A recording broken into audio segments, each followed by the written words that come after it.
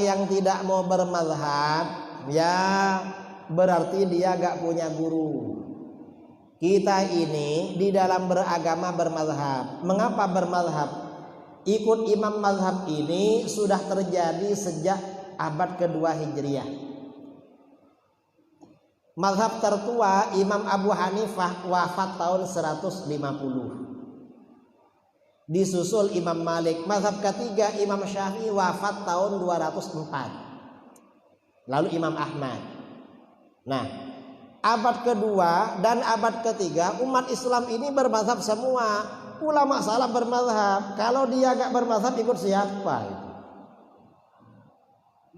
Yang gak bermazhab yang baru-baru itu. Mengapa para ulama bermazhab? Umat Islam bermazhab.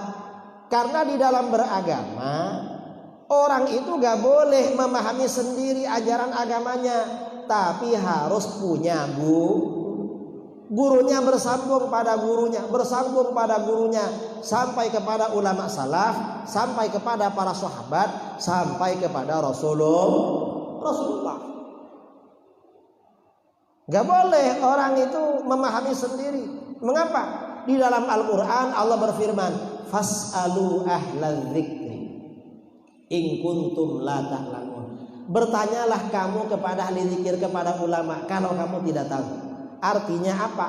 Kalau kita gak ngerti ajaran agama, tidak diperintahkan cari sendiri buka terjemahan Al-Quran atau buka terjemahan hadis, tapi diperintahkan bertanya kepada para ulama. Gak boleh dipahami sendiri. Dalam hadis juga begitu. Rasulullah SAW bersabda, "Man fassara al-Qur'an bi ra'yihi falyatabawwa maq'adahu minan nar." Siapa yang menafsirkan Al-Quran dengan pendapatnya sendiri, maka bersiap-siaplah menempati tempat tinggalnya di neraka. Orang memahami Al-Quran dengan pemahamnya sendiri diancam masuk neraka. Mengapa? Karena dia gak punya guru, karena gak boleh memahami sendiri. Dalam hadis lain, man qala fil Quran bi ra'yi fa asaba faqad akhta. Siapa yang berpendapat mengenai tafsirnya Al-Quran dengan pendapatnya sendiri, lalu pendapatnya benar, maka dia benar-benar bersalah, artinya benar-benar berdosa. Mengapa? Karena gak punya guru. Artinya apa? Dalam beragama wajib punya guru. Gurunya punya guru secara bersambung sampai kepada Rasulullah. Kita ini kalau bermazhab berarti gurunya jelas. Kalau gak bermazhab berarti gak punya guru. Itu gak boleh diikut. Karenanya kalau mengaji ilmu agama secara langsung, talaki. Mengapa? Kalau secara langsung biasanya gampang paham. Jangan melalui Google. Kalau melalui Google, misalnya pergi kemana pakai Google, kadang dibawa ke gang-gang sempit, mobilnya nggak bisa masuk. Saya ini tadi malam nyampe di Pekanbaru jam 5.30. Kemarin masih kuliah subuh di Cikarang, Bekasi, Jawa Barat. Panitianya bilang sama sopir saya, besok ya Pak Kiai dijemput ke hotel sebelum subuh. Oh gak usah lah, kirim Google Map. Katanya dari hotel ke masjid cuma 5 menit. Akhirnya kita nyampe ke masjid 25 menit. Mengapa? Beberapa kali masuk gang buntu. Ada jalan, cuma ada pagarnya dikunci. Itu kalau lewat internet. Makanya ngaji jangan lewat internet. Tapi ya sekali-kali gak apa-apa lah. Daripada internet buka lagu-lagu terus, lebih baik buka yang ngaji-ngaji gini. Tapi jangan yang dipotong-potong, yang asli. Dan kita ini kalau bermazhab itu enak. Mengapa? Gak repot-repot.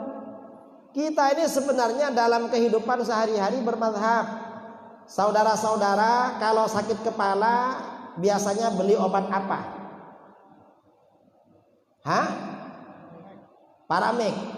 Tahu siapa yang buat paramek? Gak tahu. Pabriknya tahu di mana? Gak tahu. Bahannya dari apa saja tahu? Gak tahu. Berarti ikut mazhabnya para. Kita ini kalau gak bermazhab ya repot, sakit kepala. Beli paramik, saya gak bermazhab.